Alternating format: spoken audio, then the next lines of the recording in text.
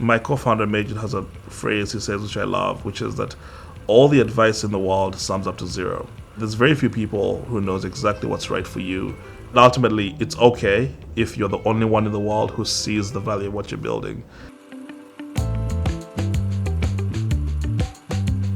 Chipper is a mobile-based financial platform that is targeted towards people living in Africa and out of Africa, offering a whole suite of financial products and services from cross-border payments to investing in cryptocurrencies and US fractional stocks to issuing Visa debit cards and also offering a bunch of business-to-business solutions.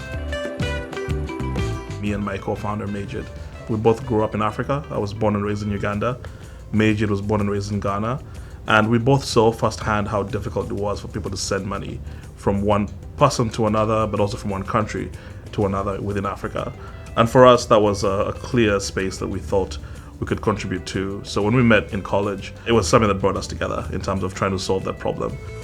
We've raised over $300 million today in venture capital. The company valued at over $2 billion as of the last round. We have over 400 employees. We have offices in New York, Nigeria, Uganda, Ghana, and we're expanding in more areas as we increase our operational base. My first inspiration to do anything entrepreneurial came from my parents, both self-employed my entire life. They worked together, both as farmers and in other ventures. My dad is a computer scientist by training, so he has an IT farm, but there wasn't really a computer science industry in Uganda, so in many ways he couldn't explore the limits of his own ambition in that sense. But he instilled a great sense of entrepreneurship in me, watching him and my mom work together. And for me, the idea of being able to solve a problem every day was more exciting than anything I could think of. So I knew my entire life I wanted to do something on my own that was important, that you could build a big business around.